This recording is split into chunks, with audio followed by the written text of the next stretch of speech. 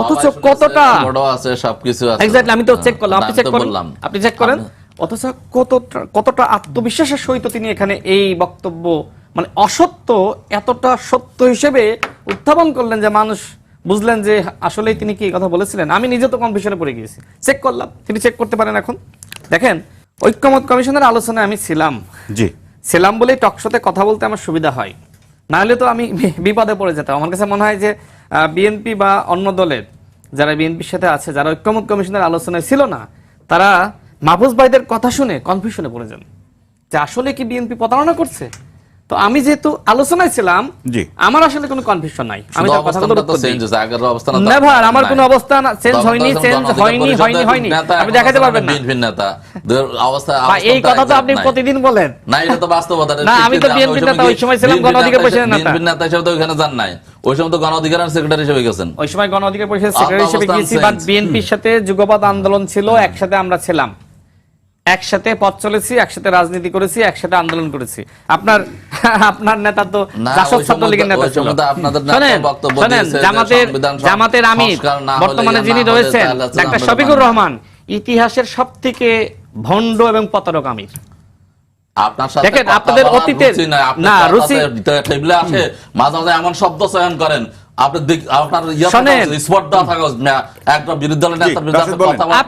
মিথ্যা বলবেন, ভণ্ডামি করবে, মিথ্যাচার করবে। আপনারা কি শব্দ উচ্চারণ করেন? আপনারা কি বলছেন যে সরকার প্রতারণা করছে? আপনারা প্রতারক বলতে পারলে আমি ভণ্ড বলতে পারবো না? আপনারা কি বিএনপি সরকার প্রতারক বলছেন না? আপনাদেরকে কি আমি ভণ্ড বলতে পারবো না? আমরা একদম, আপনারা বলছেন স্বরাষ্ট্রমন্ত্রী তিনি নিজে নাকি নিজে প্রতারণা করছেন। কোথায় প্রতারণা করছেন?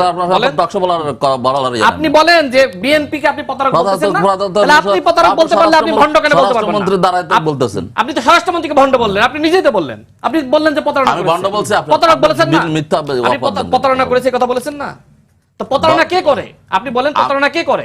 না আপনি বাক্য বলতেছেন, আমি শব্দ বলতেছি, এটা তো পার্থক্য।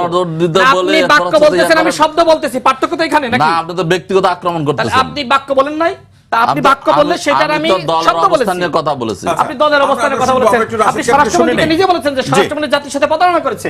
আপনারা প্রতিনিয়ত বলছেন যে বিএনপি জাতির সাথে গাদ্দারি করেছে, স্বরাষ্ট্রমন্ত্রী গাদ্দারি করেছে।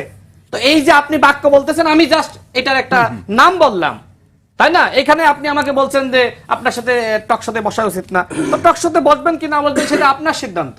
আপনারা যুক্তি তর্কে যখন পারেন না, রুচিবোধ থাকে না। না, রুচিবোধ না থাকলে কি করার আছে? আপনাদের রুচিবোধ তো আওয়ামী লীগের সাথে জোট করেছেন, আপনাদের রুচিবোধ তো আপনারা এরশাদের সাথে জোট করেছেন, আপনাদের রুচিবোধ যাদেরকে আপনারা বললেন বাপের থেকে বেশি বাপতে যেও না। কত দল করেছেন, কত জায়গায় কি করেছেন, আমি কি দল করেছি?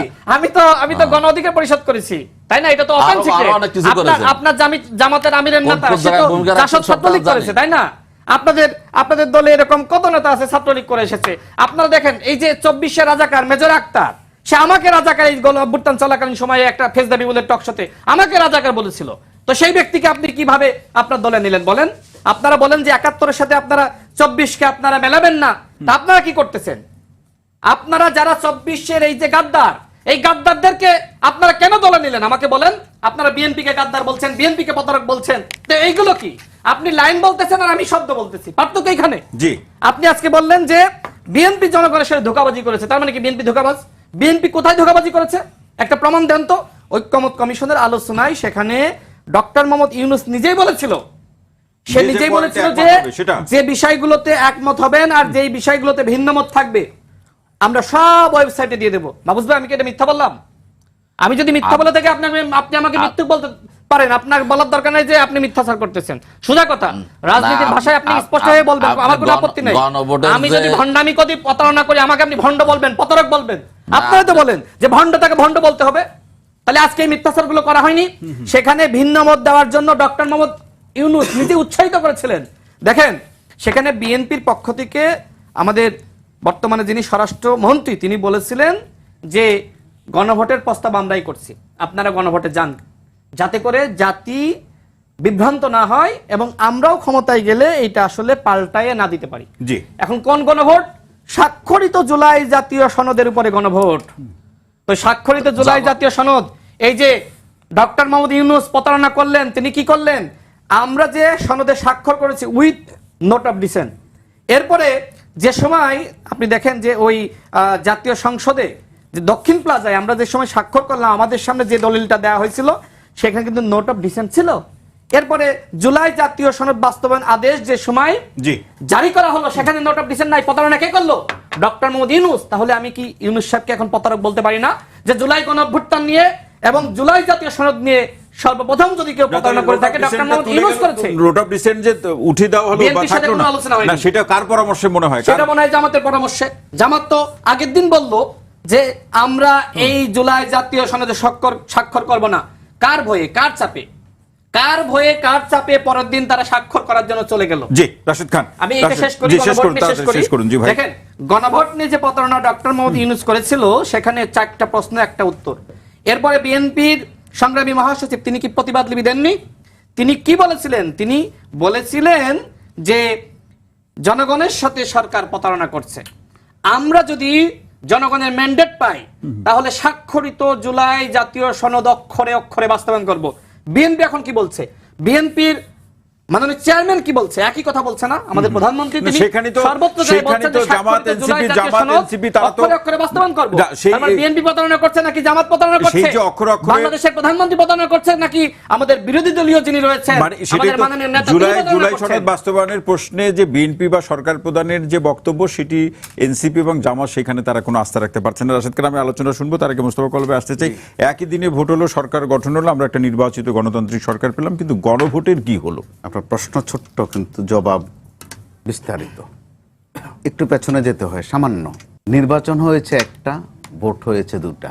জি, দুটা ভোটের সময়ও কিন্তু যুক্তি ছিল খুব চমৎকার, অত্যন্ত দেশ দরদি, অর্থনীতি বান্ধব, যে দুদিনে হলে খরচপাতি বেশি পড়ে যাবে, দেশের এই অভাবের দিনে আমরা একই দিনে করে ফেলি। জি, এবং দলগুলো একমত হয়ে গেল। কিন্তু আসলে যে তাদের প্রত্যেকে এরা ছিলেন মতলব আলী, ভিতরে ভিন্ন একটা মতলব ছিল, এই জন্য আমি বলছি মতলব আলী। এরা মহব্বত আলী ছিলেন না। আসলে তাদের মধ্যে কোনো ইন্টারনালি মহব্বত ছিল না, অবিশ্বাস ছিল। যে কারণে আপনার এই টকশোরে মিনিট কয়েকের মধ্যে আমি গুণে শেষ করতে পারিনি। গাদ্দার, ভণ্ড, প্রতারক, ধোঁকাবাজ, এই শব্দগুলো কতবার উচ্চারণ হয়েছে। বাংলাদেশের রাজনীতিতে খুব বহুল প্রচলিত বা জনপ্রিয় শব্দ। এখন বহুলের চেয়েও বহুলের যে যাকে যেটা পারছে বলছে। আবার তারা শেষ পর্যন্ত কিন্তু আবার মাইন্ড করেন না, একটু পরে আবার কোলাকুলি করেন। তো রাজনীতিতে একটা কথা আছে যে রাজনীতিবিদদের সব কথা বিশ্বাস করেন না। এটার যে এখন পড়েছে যে রাজনীতিবিদরা যদি সত্য কথাও বলে তারপরে দু চারজন একটু কানাকানি করে যে কদ্দুর সত্য বলছে আর কদ্দুর মিথ্যা বলছে। নির্বাচনের সময় যেমন কিছু তারা ওয়াদা দেয়, তখনও মানুষ কিন্তু প্রশ্নবিদ্ধ থাকে যে এটা কি ওয়াদার জন্য ওয়াদা কিনা। নির্বাচনের মাঠের ভোট খোঁজা নিয়ে একটা ছোট্ট উপমা আছে এরকম। এক ভদ্রলোক গিয়ে প্রার্থী গিয়ে এক ভোটারের কাছে ভোট চেয়েছে, বলছে যে আমার ভোটটা দিয়েন। ভোটার বলছে আমি তো আরেকজনের কথা দিয়ে ফেলছি। তো ভোটের মাঠে কথা দেয়াই যায়, তাহলে তোমারও কথা দিলাম। অর্থাৎ জনগণ এদেরকে বুঝে ফেলছে যে এরাও ঠকবাজি করে, এদের সাথেও টুকটাক ঠকবাজি করা লাগে। কিন্তু এই যারা এই টেলিভিশনের পর্দায় এই অনুষ্ঠান দেখছেন, জি, তাদের কাছেও কিন্তু একটা মাপকাঠি আছে। এই প্রশ্নে তারা খুব ভয়ানক নয়, বিপজ্জনক নয়, যেহেতু তারা নিজেরা এমপি মন্ত্রী এগুলো হতে চান না। অন্তত এই অনুষ্ঠানে আমরা এই 4 জনের মধ্যে আমি আর আপনি কিন্তু এগুলো হতে চাই না। ইউনিয়ন পরিষদের মেম্বার অথবা ওয়ার্ড কাউন্সিলরও হতে চাই না। আমার সাথে 2 জন কিন্তু তারা এগুলো মাশাআল্লাহ হবেন ভবিষ্যতে, এটা আশা তারা রাখেন। রাজনীতির এটা একটা গোল পোস্ট বলা চলে, এটা দোষের কিছু নয়।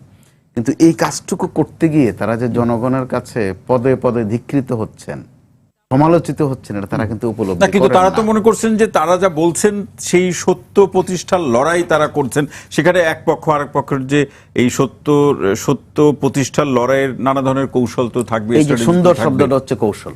জি, কিন্তু তখন যারা বনিবনা একদম গোলমাল হয়ে যায়, তখন তারা কিন্তু এটাকে আর কৌশল বলেন না, নিজের অংশটুকুকে কৌশল বলেন, প্রতিপক্ষটাকে বলেন চাতুরি, ধূর্তামি, এমনকি ভণ্ডামি। তাহলে একই ঘটনা আপনার জন্য এক ব্যাখ্যা, আমার জন্য আরেক ব্যাখ্যা।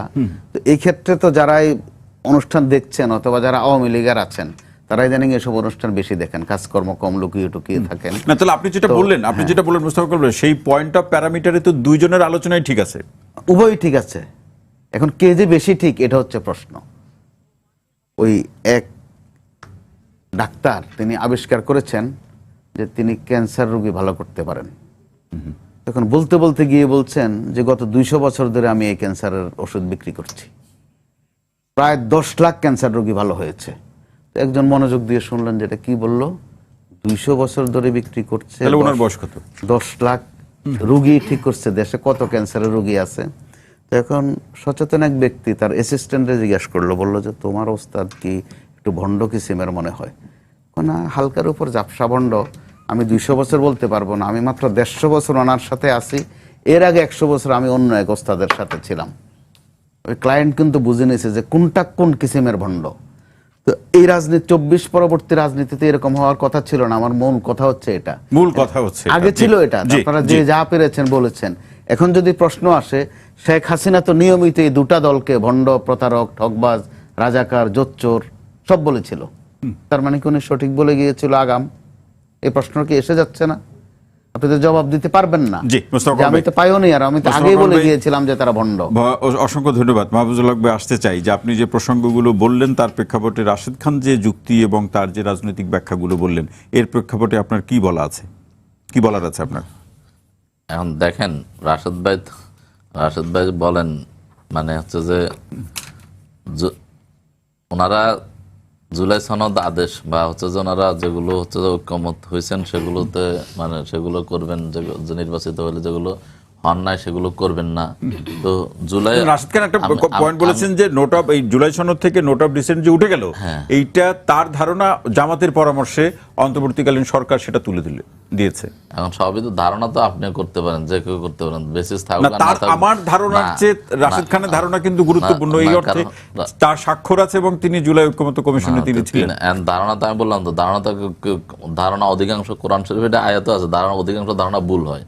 কারণ হচ্ছে যে আপনার কাছে তো ইনফরমেশন নাই, আপনি ধারণা করতেছেন। ইনফরমেশন থাকলে তো আপনার তথ্যের আলোকে কথা বলতেন। আমি বলি তো, এখন ডক্টর রাশেদ খান কিন্তু তার ধারণার মধ্যে নেই, তিনি তথ্য প্রমাণ দিয়ে বলেছেন। তার মানে জামাতের পরামর্শেই সেটা তুলে দেওয়া হয়েছে। জামাতের সাথে এনসিপি ছিল, এনসিপিও ছিল, সবকিছু জামাতের পরামর্শে হয়। আর ক্ষমতায় যায় বিএনপি। ওই ইয়া থাকে, অন্তর্বর্তীকালীন সরকার জামাতের পক্ষে কাজ করে, সেখানকার ওই উপদেষ্টারা যায় হয় বিএনপির মন্ত্রী, মানে হচ্ছে যে ওইখানকার আমলারা থাকে এখনো স্বপদে বহাল। তো ওনারা হচ্ছে যে সবকিছুতে জামাত খোঁজেন। আওয়ামী লীগের এই চরিত্র ছিল, আওয়ামী লীগ সব জায়গাতে জামাত শিবিরকে খুঁজতো, যা হইতো তদন্ত ছাড়া ইয়া ছাড়া সবকিছু জামাত করতে চালাই দিত, চালাইতে তো পরিণতি হয়েছে। তো এখন ওনারাও এই জায়গায় গেছেন, এই ইয়ার এই মানে রোগ ওনাদের এখন দেখা দিছে। যা হয় সেটা জামাত শিবিরকে দায়ী করার প্রবণতা, এটা খুবই মারাত্মক, ভয়াবহ। এবং হচ্ছে যে না, আপনারা যে হুঁশিয়ারি দিচ্ছেন, এটা কি জাস্ট মানে হুঁশিয়ারি দেওয়া নাকি এর পিছনে অন্য কোনো হুঁশিয়ারি? না, হুঁশিয়ারি, সতর্ক করতে হবে। সতর্ক না করলে তো আপনারা পরবর্তী দায়ী করবেন আমাদেরকে, বলবেন যে আপনারা তো আগে এরকম বলেন নাই।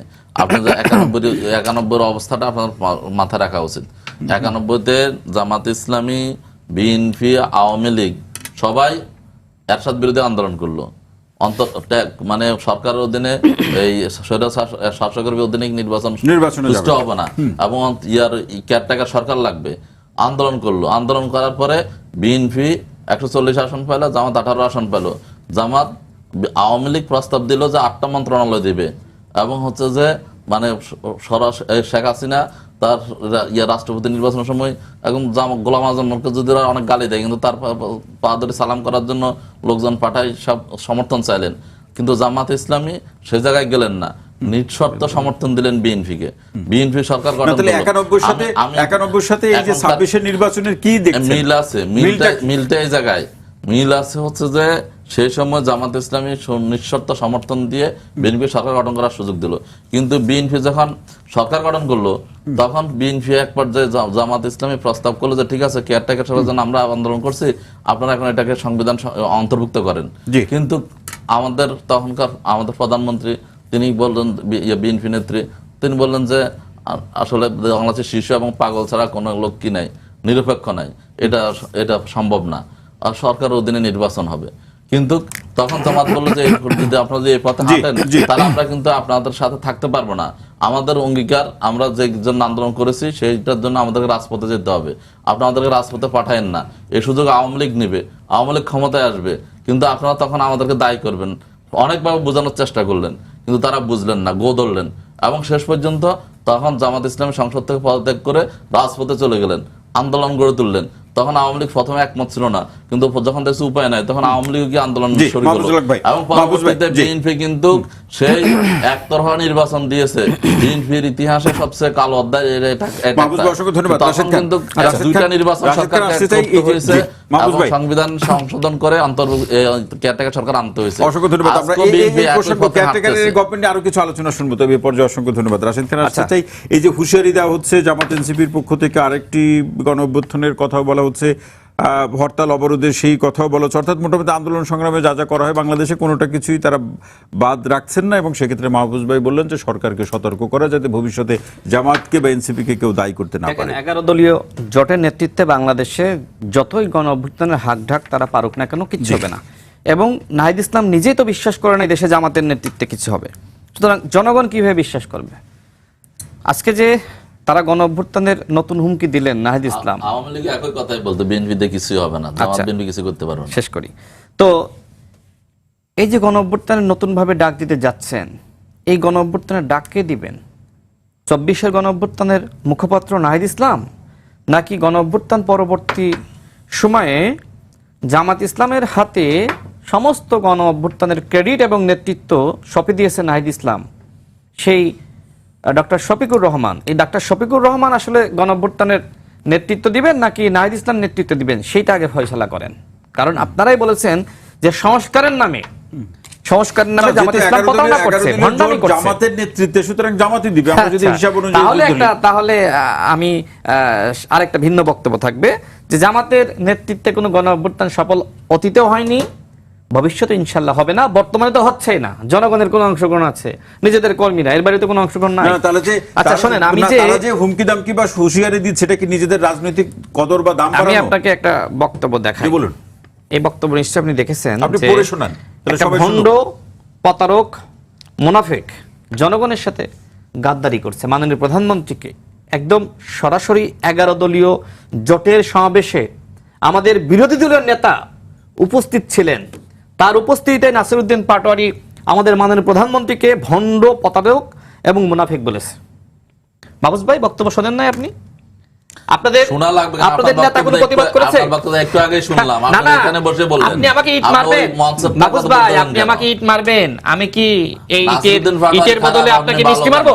না না, আপনি আমাকে বলেন, আপনি আমাকে ইট মারবেন, আমি কি আপনাকে মিষ্টি মারবো? নিশ্চয়ই আমি পাটকেল মারবো। আমরা যদি খাম্বা বলি, আমরা যদি পার্সেন্টেজ বলি, তখন আমরা তো খুব ভালো লাগবে। আপনি খাম্বা পার্সেন্টেজ কার বলছেন? আপনারাই তো আয়ের 5% আপনারা নেন, চাঁদাবাজি করেন ইসলামের নামে। আপনারা মানুষের ইসলামের নামে তো দেখে দিন, কর্মীদেরকে বিভ্রান্ত করে আপনারা বলেন যে বাইতুল মালের চাঁদা আগে নাকি তোমার বউয়ের চিকিৎসা আগে। আপনারা বলেন যে তারপরে কোরআনের আয়াত আপনারা পাঠ করেন। আপনারা ইসলামের নাম ভাঙিয়ে চাঁদাবাজি করতেছেন, তো কারে আপনি পার্সেন্টেজ বলেন? আচ্ছা শুনেন, আপনাদের যে সময় ডক্টর শফিকুর রহমানের উপস্থিতিতে নাসিরউদ্দিন পাটোয়ারি প্রধানমন্ত্রীকে ভণ্ড, প্রতারক, মুনাফিক বলেন, সে সময় কি তিনি একটু প্রতিবাদ করতে পারতেন না? আজকে রাশেদ খানের কথা শুনে আপনি মানে তেলে বেগুনে জ্বলে উঠতেছেন। এটি কি নাসিরউদ্দিন পাটোয়ারি বলে না বলানো হয়? বলানো হয়। ডক্টর ডক্টর শফিকুর রহমান ভুল হয়ে যায়, চিকিৎসক তো ডক্টর শফিকুর রহমান তিনি তো এগুলো এনজয় করেন। দেখেন ওই যে মানে টক শোতে এসে ব্যারিস্টার শাহরিয়ার কবির তিনি বলেন যে 71-এ কোনো মুক্তিযুদ্ধ হয়নি, দেশ স্বাধীন হয়নি। তো এনসিপি সম্পর্কে অনেক কথা বলেছিল যে এনসিপি মূলত ভারতের টাকায় নাচতেছে, একটা বক্তব্য দিয়েছিল, এবং এনসিপি কে বিদায় দেওয়ার সময় হয়ে এসেছে। সেই স্বাধীনতা বিশ্বাস করে না, দেশকে বিশ্বাস করে না, দেশ বিরোধী একজন ব্যক্তি, তাকে 11 দলীয় জোটের সমাবেশে বক্তব্য দেওয়ানো হয় এবং তিনি দেশের বিরুদ্ধে বক্তব্য দেন, স্বাধীনতার বিরুদ্ধে বক্তব্য দেন, 71-এর বিরুদ্ধে বক্তব্য দেন। তার মানে কি জামাত ইসলাম নিজেরা তো বলতে পারে না, সমস্যা তো আছেই, তাই না? সুতরাং এই ব্যারিস্টার শাহরিয়ার কবিরদের দিয়ে বলাই, ডাক্তার শফিকুর রহমান তো নিজে বলতে পারেন না, নাসিরউদ্দিন পাটোয়ারিকে দিয়ে আমাদের মাননীয় প্রধানমন্ত্রী সহধর্মিনী তার কন্যাকে নিয়ে গালিগালাজ করান, এখন আপনারা তাতে ইট জামাতের লাভ মারতেছেন কি? আর আমি মিষ্টি মারবো, এটা প্রত্যাশা করেন না না, ভাই। তাতে জামাতের লাভ আপনার কি? ইসলামিক দল আপনি তো বিকৃত কথা বলেন। আপনার তো হচ্ছে যে সংসদে দাঁড়িয়ে আমাদের ডাক্তার শফিকুর রহমান একটা প্রতিবাদ করেছেন, বলছে জাইমা রহমান প্রধানমন্ত্রীর মেয়ে না, সে তার বিরুদ্ধে যারা কথা বলছে তাদের বিরুদ্ধে ব্যবস্থা নেন। জি। এরকম কোন আচ্ছা, এটা আচ্ছা, বিকৃত ঠিক আছে। মানসিকতার লোক আচ্ছা, আমরা ঠিক আছে, পছন্দ যে করি না। জাইমা কিন্তু রহমানকে আপনি নিয়ে সেটাকে আবার উল্টা আবার আমি শেষ করি, ডাক্তার শফিকুর রহমানকে জাইমা এরকম দায় রহমানকে দিলেন। নিয়ে অনেক বেশি এই ধরনের কথাবার্তা বলার কারণে বিশেষ করে নাসিরউদ্দিন পাটোয়ারি বলেছিল, বলার পরে আমাদের বিরোধী দলীয় নেতা অনেক সমালোচনা হচ্ছিল যে এনসিপি কে সাথে রেখে আবার এনসিপির লোকজন এইভাবে জাইমা রহমানকে নিয়ে গালিগালাজ করে। তো এরপরে তিনি মূলত বক্তব্য দিয়েছেন, কিন্তু যে মঞ্চে দাঁড়িয়ে আমাদের মাননীয় প্রধানমন্ত্রীকে ভণ্ড, প্রতারক, মোনাফেক বললেন, সেই মঞ্চে তিনিও ছিলেন। তাকে কি গালে একটা থাপ্পড় মারতে পারতেন না? নাসিরউদ্দিন পাটোয়ারিকে জামাতের আমির কি গালে একটা থাপ্পড় মারতে পারতেন না? আসার জন্য কত ধরনের বক্তব্য আপনারা দেন, আপনাদেরকে তো কেউ থাপ্পড় মারে না। ওইটার প্রতিবাদ আজকে আমি করেছি, শুনেন, ওইটার প্রতিবাদ আজকে আমি করেছি, ওইটার প্রতিবাদ আজকে আমি করেছি। আপনি আমার প্রধানমন্ত্রীকে নিয়ে আপনি যাচ্ছে তাই বলবেন, আর আমরা কি ললিপপ খাবো ভাই? এটাই বাংলাদেশের রাজনীতি কি এতই ভালো হয়ে গেছে? ভালোই যদি হইতো তাহলে 71-এ আপনারা দেশ চাননি, এরপরে আপনারা বাংলাদেশের রাজনীতি করতেছেন বিএনপি দয়া। গল্পর কত বলবেন, সব শেষ করি, জায়গাতে বিএনপি দয়া না করলে, ওই কুমির যেতে নিয়ে বিএনপি দয়া না করলে এই বাংলাদেশের রাজনীতি করতে পারতেন না। এই রাজনীতি শহীদ চলে না তো প্রেসিডেন্ট জিয়া রহমানের বাংলাদেশে। দয়া এই অন্য কিছু বাংলাদেশের আছে কিনা রাজনীতি বলেন। করতেছেন। অন্য কিছু আপনাদের আছে কিনা উচিত বলেন। প্রতিদিন শহীদ ফুজিত প্রেসিডেন্ট জিয়া ওই রহমানকে আওয়ামী লীগের মতো সালাম ফুজিতে, জানানো। ওই ফুজিতে শোনেন, 71 চলে যায় না, দেশনেত্রী সব বেগম ফুজিতে। খালেদা জিয়া যদি আপনাদের দয়া না করতো, এই বাংলাদেশে জামাত ইসলামের অস্তিত্ব থাকতো না। সুতরাং কথাবার্তা না, বলার তার মানে আগে কি জামাত কি বিএনপির দয়ায় বেঁচে আছে? অবশ্যই বিএনপি দয়া করেছিল বলে জামাত বিএনপির জন্ম বেঁচে কবে আছে। আর জিজ্ঞাসা- আওয়ামী লীগ তো আপনাদের খেয়ে ফেলতো। বিএনপির জন্ম কবে? শোনেন, বিএনপির জন্ম কবে আর জামাতের জন্ম কবে? জামাতের জন্ম কোথায়? জামাতের জন্ম তো করাচিতে ভাই। আপনারা তো পাকিস্তানের একটা কথা শাখা, বলেন।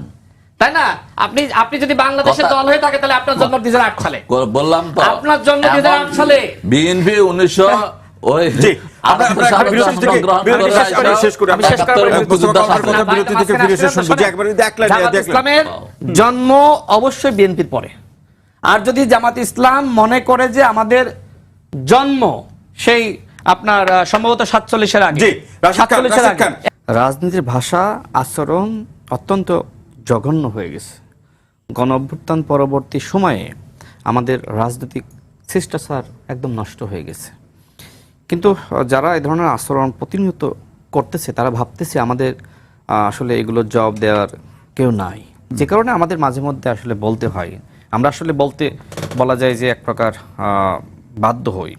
দেখেন, আমাদের মাহফুজ ভাই যে কথাগুলো বলছিলেন, আসলে তার কথার মধ্যে আমি কোনো যৌক্তিকতা খুঁজে পাচ্ছি না।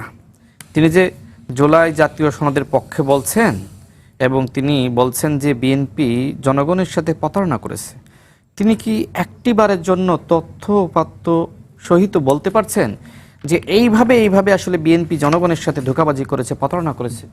কিন্তু আমি তো অক্ষরে অক্ষরে, লাইনে লাইনে আমি দেখিয়ে দিতে পারবো যে কিভাবে অন্তর্বর্তীকালীন সরকার বিএনপি সহ জনগণের সাথে এবং যুগপৎ আন্দোলনে আমরা যারা ছিলাম তাদের সাথে প্রতারণা করেছে। এমনকি জামাত ইসলাম এবং এনসিপির সাথে প্রতারণা করেছে। আমরা একটু আপনার কাছ থেকে পরে না, এই আলোচনাটা শেষ লাইন হলো যে বিএনপি কোনো প্রতারণা করছে না। নির্বাচনের আগেও বিএনপি বলেছিল আমরা স্বাক্ষরিত জুলাই জাতীয় সনদ বাস্তবায়ন করব, এখনো একই কথা বলছে, প্রতারণা করছে জামাত, মিথ্যাচার করে জনগণকে বিভ্রান্ত করে এখন মিথ্যাচার করছে জামাত ইসলাম এবং এনসিপি। অসংখ্য ধন্যবাদ মোস্তফা কামাল বাদশা। এই বিতর্কের শেষ কোথায়? এটি কি সংসদ বা এই টিভি আলোচনা বা বক্তৃতা সমাবেশের মধ্যেই থাকবে, নাকি তীব্র আন্দোলন কিংবা তীব্র আন্দোলন কোড আনকোড যেভাবে দেখি সেটা করা হবে কিনা? যেটা নতুন একটা ধারা তৈরি হয়েছে এই অনুষ্ঠানে নেই, নাসিরউদ্দিন পাটোয়ারির কথা এসেছে, যে শব্দগুলো ওই শব্দগুলো আমি উচ্চারণ করতে চাই না। জি, তো নাসিরউদ্দিন পাটোয়ারি যদি 3 বার উচ্চারণ করে থাকেন, এই অনুষ্ঠানে আমরা মোটামুটি তার পিআরওর মতো করে 100 বার উচ্চারণ করে ফেলেছি শব্দগুলো। আমাদের বাঙালির সমাজে আমরা পারিবারিকভাবেও কিসে অভ্যস্ত থাকি যে মন্দ শব্দ অথবা মন্দ বাক্য যত কম বলা যায় অথবা যদি না বলে পারা যায়, কিন্তু আমরা দিব্যি কিন্তু উচ্চারণ করছি আজে বাজে শব্দগুলো। জি, তো একবার নাসিরউদ্দিন পাটোয়ারি উচ্চারণ করে উনি চলে গেছেন বা উনি এখানে নাই, উনি প্রসঙ্গও না, কিন্তু তার উদ্ধৃতি দিয়ে আমরা যথারীতি উচ্চারণ করে ফেললাম, অর্থাৎ শব্দগুলো মার্কেটিং করে ফেললাম। এই গেল একদিক। আচ্ছা, যখন এক পক্ষ আরেক পক্ষকে এত নোংরা মনে করছেন, আর ওই শব্দগুলোও মনে করছেন। তো এক সময় কেন বললেন যে আমরা একই মায়ের দুই সন্তান? এই সন্তানদের এই অবস্থা ছিল, অথবা এই অবস্থা নিয়েই আপনারা ভাই ভাই হয়েছিলেন? জনগণ তো এই প্রশ্নবিদ্ধ হবে। প্রেক্ষাপট চেঞ্জ হয়েছে না, প্রেক্ষাপট হলে তো সম্পর্ক চেঞ্জ হয়ে যাবে। হ্যাঁ, তো সম্পর্ক তো চেঞ্জ হয়েছে, ডিক্লারেশন দিয়ে ফেলেন। মাঝে মধ্যে আবার বুক মিলান কেন? একদিনও 3 বার বুক মিলান, 3 বার আবার গালমন্দ করেন, সেটা আবার কোন তরিকা? আরেক সিলসিলা নতুন, এটা গেল একদিক। আর 5 মাসের কথা আপনি যেটা বলছেন, সম্ভবত যারা বিএনপির বিরোধী পক্ষ তারাও স্বীকার করবে যে এই সময়ে এ সরকার ক্ষমতাটা নিয়েছে, ক্ষমতা নেওয়ার পর প্রধানমন্ত্রী যদি বলতেন, যেটা বঙ্গবন্ধু বলেছিলেন দেশ স্বাধীনের পরে, যে আগামী 3 বছর কিছু দিতে পারবো না, সম্ভবত এই প্রধানমন্ত্রী বলল বাংলার মানুষ সেটা মেনে নিতেন। অর্থনৈতিক অবস্থা এতই খারাপ ছিল বা এখনো আছে এই দেশের, দুই জায়গায় তো সরকার প্রাণান্তকর চেষ্টা করছে। আমরা সমালোচনা করছি, নানান সমালোচনা, ব্যর্থতার কথা আনছি, কিছু বিচ্ছিন্ন আজেবাজে ঘটনাও ঘটছে। এখনো কিন্তু বাজারটা মোটামুটি কাঙ্ক্ষিত পর্যায়ে না হলেও সহনশীল আছে। এটা কিন্তু চারটিখানি কথা না। আমাদের কূটনৈতিক পাইপলাইনগুলো আরো নতুন উচ্চতায় কিন্তু খুলছে। সরকার আইন শৃঙ্খলা পরিস্থিতি নিয়ন্ত্রণের সর্বসাধ্য চেষ্টা করছে, যা তা পরিপূর্ণভাবে এখন স্থিতিশীলতার সময় লাগছে, পারছে না। হ্যাঁ, কিন্তু চেষ্টাটা অব্যাহত আছে। কিন্তু এই যে রাজনৈতিক স্থিতিশীলতার প্রশ্নে সরকারকে বেশি বেগ পেতে হচ্ছে, সেই জায়গাতে 11 দলীয় যে জোট, তারা বলছে যে সরকার যদি গণঅভ্যুত্থান বা গণভোটের প্রসঙ্গ, জুলাই সনদ বাস্তবায়নের প্রসঙ্গে এখন যা বলছে, এটা যদি তারা না বলে বাস্তবায়ন করে, তখন আর এই বিষয়ের বিতর্ক থাকবে। কথাটা যদি সত্যি হয়ে থাকে, তাদের মনের কথা হয়ে থাকে, তাদের বক্তব্যগুলো পর্যালোচনা করলে তো তাই দাঁড়ায়, ইতিবাচক ভাবে নেওয়া যায়। এই কারণে আমি 1 মিনিটে শেষ করে ফেলছি। তাদের নিয়তটা যদি এরকম থাকে যে সরকারকে একটু চাপে রাখি, সেটা অবশ্যই ভালো দিক। কারণ চাপে রাখলে ফল ভালো মেলে। কোন সরকার স্বৈরাচারী হওয়ার পেছনে বিরোধী দলের যে কি রকম উস্কানি থাকে অথবা প্রণোদনা থাকে যে আরো স্বৈরাচারী হোক, সেটা কিন্তু আমরা 17 বছর দেখেছি। বিগত আওয়ামী লীগ সরকারকে স্বৈরাচারী করার পেছনে, ফেসিবাদ করে তোলার পেছনে ওই সময়ের বিরোধী দলের কিন্তু একটা সিংহভাগ অবদান ছিল, এটা অস্বীকার করার কোনো সুযোগ নেই। আওয়ামী লীগের লোকেরা যখন কোন একটা বিরোধী দলকে সেই সময়ের আওয়ামী লীগ যেভাবে, ক্ষমতাসীন আওয়ামী লীগ সেই সময় যেভাবে হামলা মামলা চাপে রেখেছে, নির্যাতন নিপীড়ন করেছে, বিএনপি এবং জামাত এবং সরকারের যারাই সমালোচনা করত, এদের নাম তো বিরোধী দল ছিল না। আওয়ামী লীগ তো এদেরকে বিরোধী দল মনেই করে, সে মনে না করুক, কিন্তু বিরোধী দল কিংবা কার্যকরী বিরোধী দল তো বিএনপি আমরা ভাগ করে নিয়েছি, যে রাজপথের বিরোধী দল আর সংসদের বিরোধী দল। যারা সরকারে থাকেন তারা তো তাদের লেন্স দিয়ে অনেক কিছু দেখতে পান না। তো তখনকার যে সংসদের বিরোধী দল, অর্থাৎ প্রকারান্তরে গৃহপালিত বিরোধী দল, তারা ওই সরকারটিকে স্বৈরাচার করার পেছনে ব্যাপক অবদান রেখেছে। আর বিএনপি জামাতকে তো তারা কোনো দলে মনে করেনি, বরং ওই সময়ের একটা নমুনা ইদানিং আমরা গত কয়েকদিন ধরে দেখছি। আবার সেটা কেমন? ওবায়দুল কাদের খুব আফসোস করতেন প্রকাশ্য জনসভায় যে বিএনপিটা কিভাবে টিকবে, কিচ্ছু নাই, এটা নেতৃত্ব কে দেবে?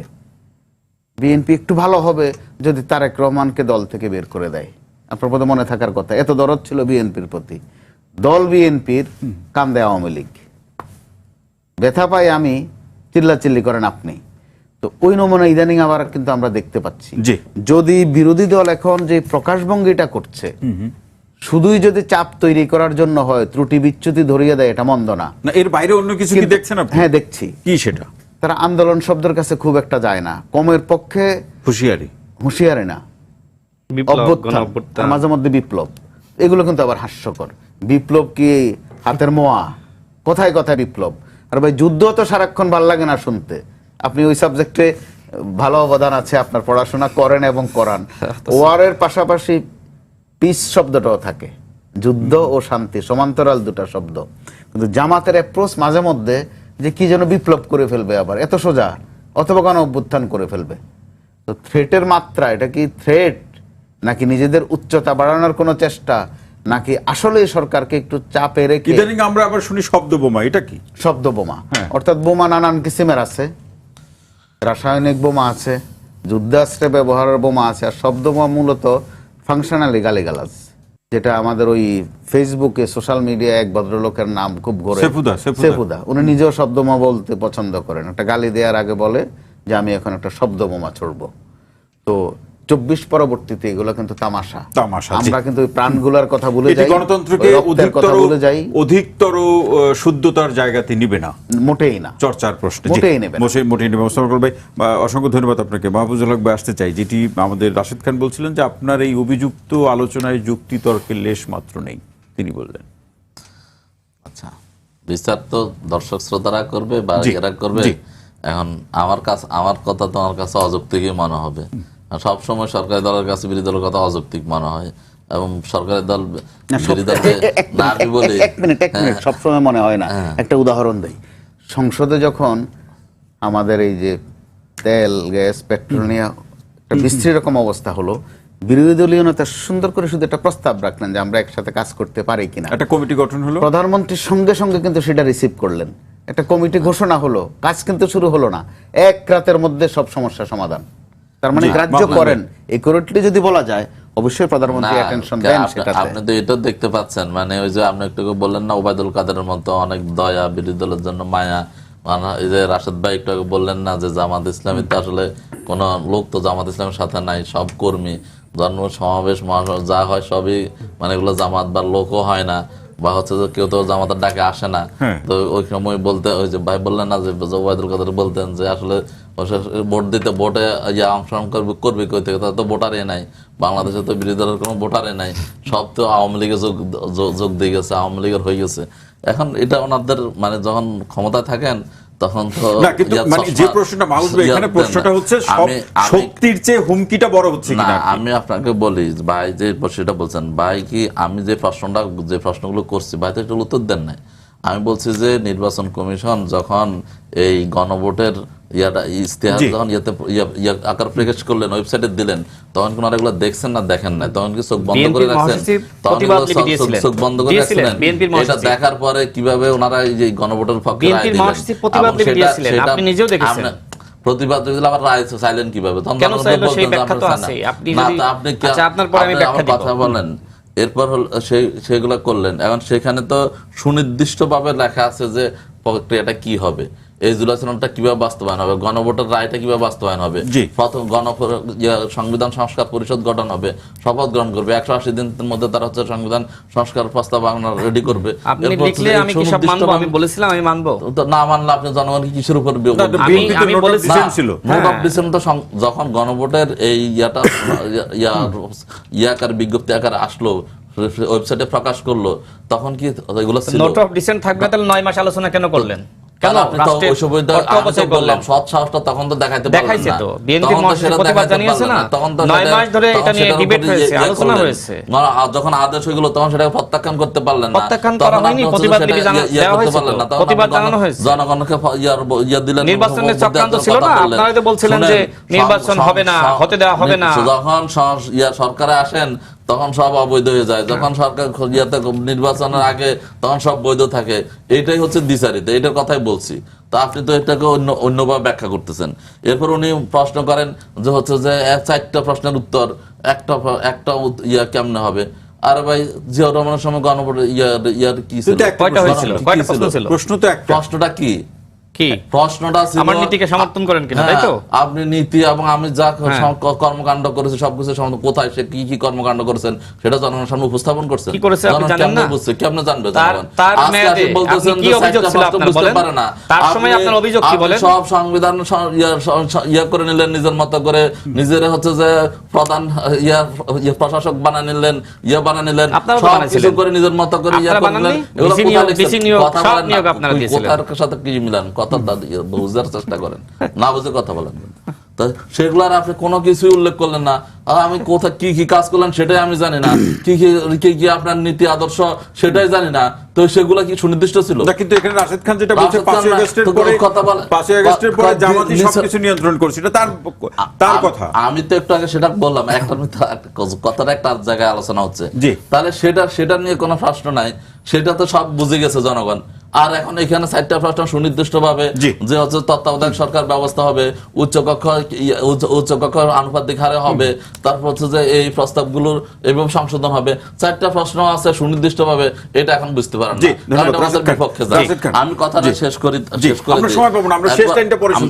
আচ্ছা, শুনেন, আমার কথা হলো যে মাহফুজ আলম ভাইরা তো মাহফুজ ভাইরা এত জুলাই জাতীয় সনদ মানেন, অথচ এই সনদ মেনে একজন নারী প্রার্থীকে তারা নমিনেশন দেননি।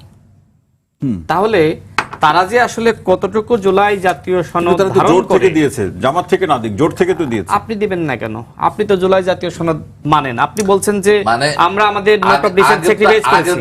আগেরটাও অপরাধ, আপনি পরেরটাও নোট অফ অপরাধ। ডিসেন্ট স্যাক্রিফাইস শেষ করি। দেয় নাই কেন সেটা এখন আপনি প্রশ্ন। নোট অফ ডিসেন্ট আপনি জুলাই সনদ স্যাক্রিফাইস মানতেছে করেন, না, আপনি অবজ্ঞা সেই করতেছে, জুলাই জাতীয় সনদ মানুষকে আপনি ধোঁকা মানলেন না। দিয়ে তার মানে কি ধোঁকাবাজি কে করেছে? ধোঁকাবাজি জামাত ইসলাম সর্বপ্রথম করেছে। আর জুলাই জাতীয় সনদ নির্বাচন থেকেই বাস্তবায়নের পথে গিয়েছে বিএনপি। নির্বাচিত না হওয়ার আগেই বাস্তবায়নের পথে গিয়েছে। এটা হলো বিএনপি।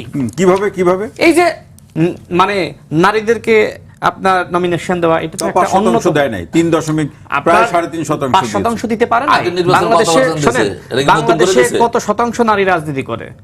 যাদেরকে আপনার দিলে তারা ওই এলাকা থেকে পাশ করে বের হয়ে আসবে, সেটা যাচাই বাছাই করেই বিএনপি তাদেরকে দিয়েছে। এখন একজন রাজনীতির মাঠে একদমই ছিল না, হুট করে তাকে নমিনেশন দিলেই তো পাশ করে আসবে না। নানান বাস্তবতা তো বিএনপি তারা অবজারভার করেছে, তাই না? অবজারভেশন করেছে।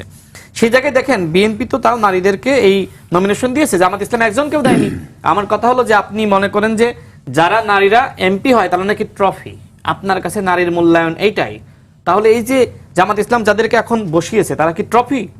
আচ্ছা শোনেন, ভাই যে কথা বললেন যে যদি জামাত এবং এনসিপি সরকারকে চাপে রাখার জন্য আন্দোলন করে তাহলে ঠিক আছে, হ্যাঁ আপনি যৌক্তিক সমালোচনা করেন, সমস্যা নাই। কিন্তু আজকে কি আপনার সমালোচনা ছিল?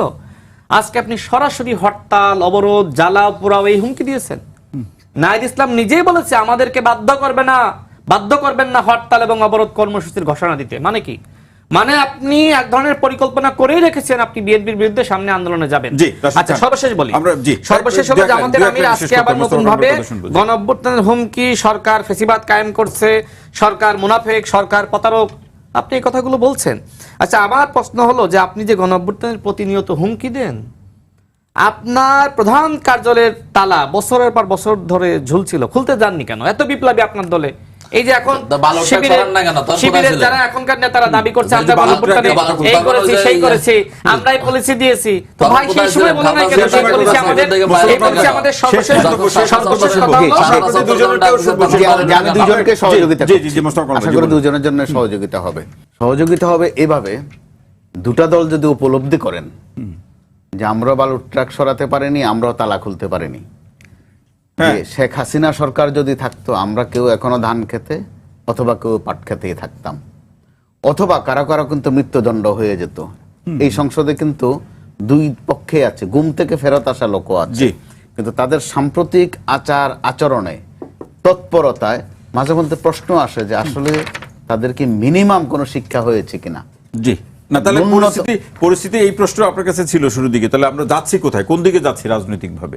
যাচ্ছি ঘুরে ফিরে এতই নিষ্ঠুরতা, এতই বাস্তবতা, এই ওনাদের দুই পক্ষের কাছে বোধহয় আমাদের যেতে হচ্ছে। কিন্তু ওনাদের উপলব্ধি করতে হবে যে দুই পক্ষের বাইরেও যে কারো কারো আবার মাঠে ময়দানে ঘোরাফেরা বেড়েছে, তারাও যে মাঝে মধ্যে ওই পক্ষের হয়ে কাজ করছেন। ওই পক্ষের হয়ে কাজ করছেন বলতে আমি এই কথা বলছি আচরণে, স্বভাবে। একেবারে দুই এক লাইনে শুনবো, যদিও প্রশ্নটার ব্যাপ্তি বা উত্তরের ব্যাপ্তি অনেক বড়। সেটি হচ্ছে যে বিএনপি এবং জামাত যুগপৎ আন্দোলনের অঙ্গীকার ছিল একসাথে নির্বাচন, ক্ষমতার ভাগাভাগিতে দিতে অনেক বিশেষণ বা প্রসঙ্গ আছে। তার মানে কি এবারে নির্বাচনে সরকার গঠন করলো বিএনপির সফলতার জায়গাটা কি জামাত মেনে নিতে পারছে না, এমনটি মনে হয়? সহ্য করতে কষ্ট হচ্ছে, সহ্য করতে স্পষ্ট, কিন্তু আবার সহ্য হয়ে যাবে ওই অল্প কিছুদিনের মধ্যেই।